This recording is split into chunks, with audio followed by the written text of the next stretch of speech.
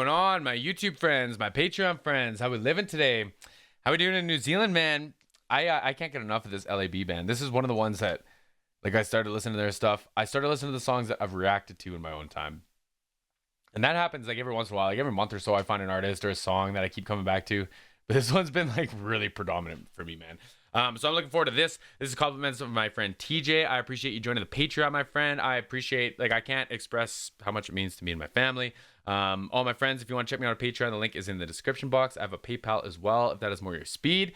This is an early release for Patreon, and then it'll come out a little bit later on YouTube. So my Patreon friends, hope you enjoy. And let's check this out, man. This is a lot of people were asked for this one on YouTube. This was like most of the comments I got from L.A.B. Proud Man, live at, is it Massey Studios? It looks beautiful. Looks beautiful. Oh yeah, there's a big classic SVT here. This is a Heritage Series head. It might even be a vintage one. I had a someone want to do a light deal on lights that look like these. Where you been? I haven't heard back from you. Anyways, let's watch this.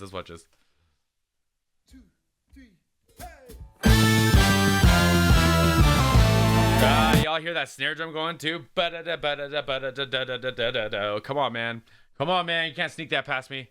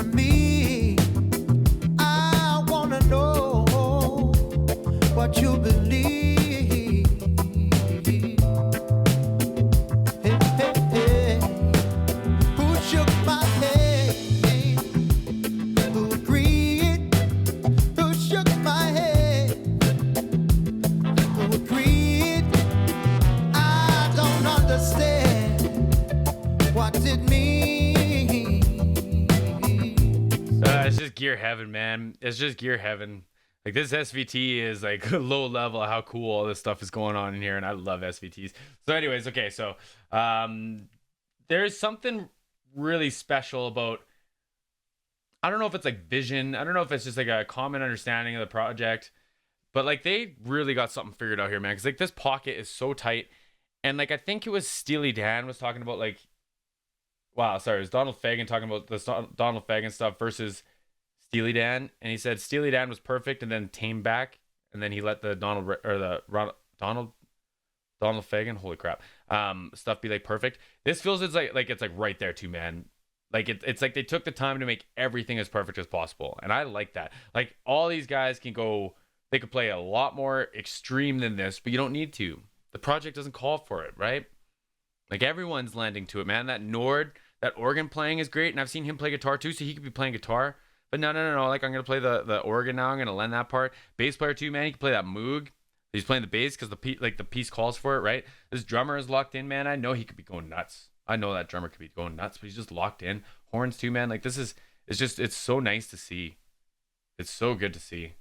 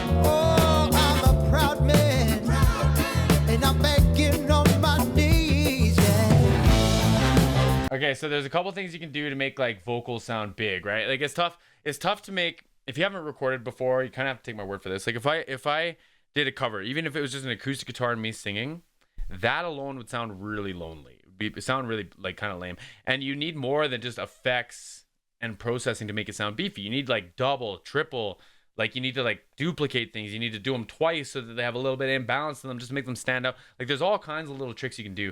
And one of them is when you have harmonies and backing vocals and stuff, you have a synth or a keyboard or a penny whistle type thing that plays the exact same chords as the voices. And it just adds like a level of just like,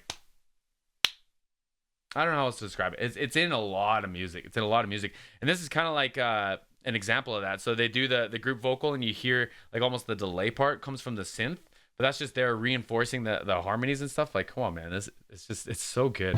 Me, oh, I'm a proud man, and I'm begging on Like that could have been like effects. It could have been like different things added to the vocal, but I think that was a keyboard or something making those vocals just a little bit more prominent, and then the effect just adds to it, right?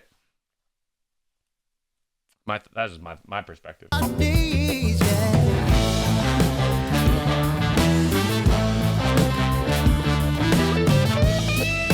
Yeah, come on.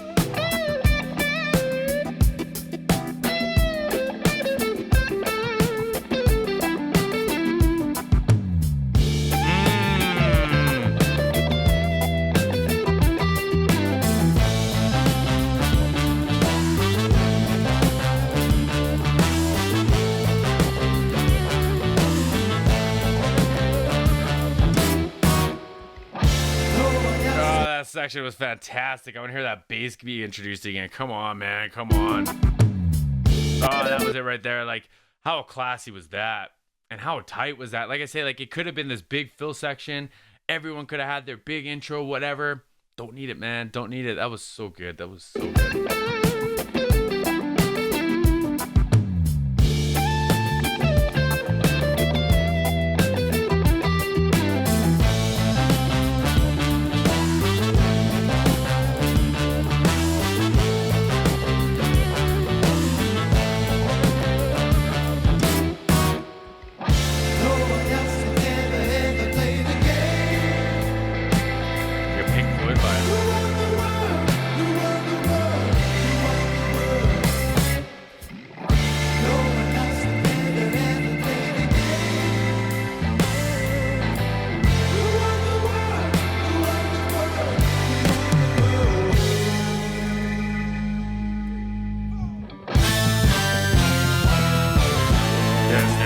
Again,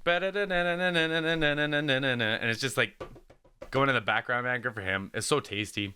Those ghost notes are so tasty, and again, that's a sign of like the other side. It's like they don't need to be there, but he added them because he can. But it's tasty. It's got his influence to it now, right?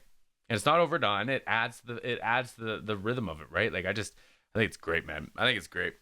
And drummers playing with purpose, man. Like you don't need to beat the crap out of a drum kit to make it sound a certain way. You do need to hit it with a certain amount of like force, like determination, I guess. But like you can see the purpose in his striking, right? Even like in that China cymbal, like it didn't ring out like it could have. He wasn't trying to break it, but he just wanted it as like a light accent in like in the guitar fill, right? Like it's just, I like it, man. I like it.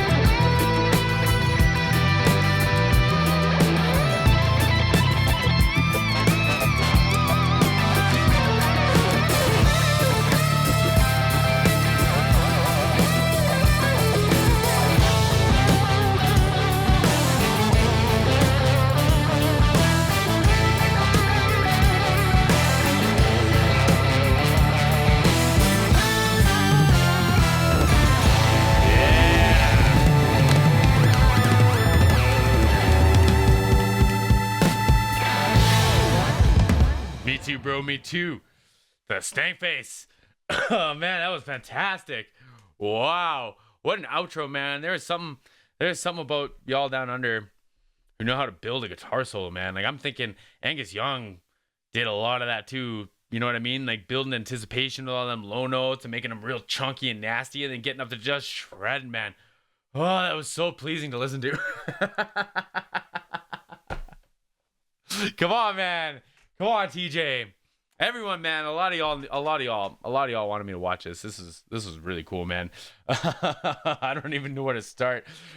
Bass player is going nuts at the end. That just sounded like such a heritage SVT. So Ampeg is like a bass company. They make an amp series. I hope I'm getting this right. Called SVT. The cabinet is an 810. You can get a 410 version, but this one was an 810. And there's something about just having a bunch of bass bins side by side that, like, I don't know if it's like coupling or what it does, but it's got a magic to it. When you start playing that low end, it's just got this low mid weight and this punch to it. And it filled out so nice in this like being the only other guitar playing. It just filled out so nice, man. Fantastic. My guy could play, man. My guy could shred on that Strat. He makes it sound great, man. That's not a lot of gain either. Like he's not relying on the amp to help. Like he's making that thing sing all by himself. You know what I mean? Like, and he built to like higher gain tone as he went along, which is super impressive. Super impressive. They had a ton of microphones in this setup that I don't recognize. Like all these tom mics. I don't know what these were. They have all kinds of ribbon mics all over though, which are cool. So ribbons, it's I don't know a lot about them, but it's got like literally a ribbon that hangs in instead of like the capsule.